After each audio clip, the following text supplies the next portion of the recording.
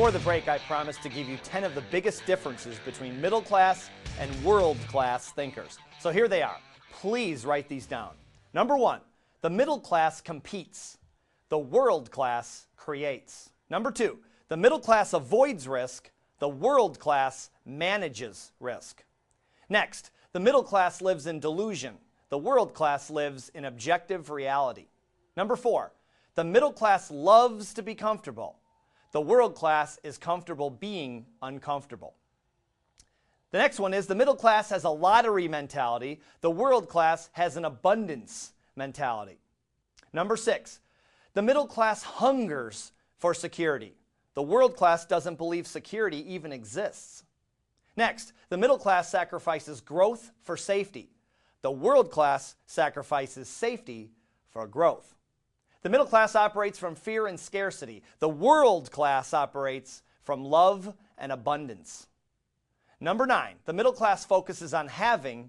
The world class focuses on being. And the last one is the middle class sees themselves as victims. The world class sees themselves as responsible. As you can see, the differences in thinking between the average person and the superachiever are substantial. It's almost like they're living on a different planet. Take competition, for example. I don't know about you, but I've been competitive my whole life. I thought the competitive mindset was straight out of the world-class thinking handbook until one rainy November day in Chicago. I was at the Nightingale Conant Studios recording an audio album with Bill Gove, Larry Wilson, and Bob Proctor on leadership. Somehow the subject of competition came up, and Bob told me there was a higher level of thinking. I asked him what it was, and he said, creating. He talks like that, creating. He went on to explain that while there was nothing inherently wrong with a competitive mindset, the path to better results was letting go of the need to beat someone else and focusing your thoughts on creating new solutions. I was blown away because it made so much sense. Why waste your mental energy trying to beat someone when you can use it to move closer to your goals and dreams? A few months later, I'm sitting in the San Antonio Marriott at 2 in the morning with Bradley Johnson, who's also a very good professional speaker. I told him what Bob Proctor said to me in Chicago, and Bradley agreed. He also added that a competitive-based mindset was more about satisfying the ego than it was about getting results. This made sense, so I asked him what the alternative was. Here's what he said. He said, spirit. He went on to explain that we are either operating in an ego-based or a spirit-based consciousness all the time. And of course, spirit was superior. I didn't sleep at all that night. I really didn't. I kept thinking about how the ego is controlling, manipulative, envious, while the spirit is loving, accepting, generous.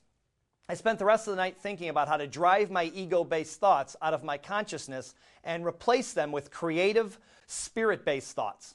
The combination between what Bob Proctor and Bradley Johnson taught me was magic. I wish I could say I have mastered the concept, but I haven't.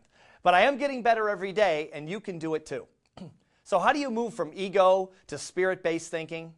Well, the best technique I've discovered is simply learning to let go.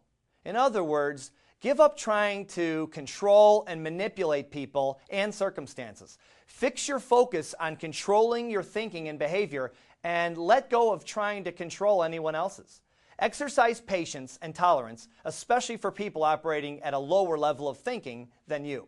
Be patient and allow people the time and space they need to grow and evolve. Don't expect middle-class thinkers to exhibit world-class behaviors. Let your spirit-based consciousness be your guide and focus your mental energy on how to improve your thinking instead of how to fix other people's thinking. Live in a state of gratitude and be thankful for your good fortune. The benefits of spirit-based thinking include enhanced creativity, peace of mind, and more harmonious relationships. Spirit-based thinking will make you more successful, it'll make you more fulfilled, and it will make you happier. No question about it. How can you beat that, right? Coming up after the break, more distinctions in thinking between the middle class and world class. I'll also give you the money-making secret of the world class that allows them to build unlimited wealth. Stick around.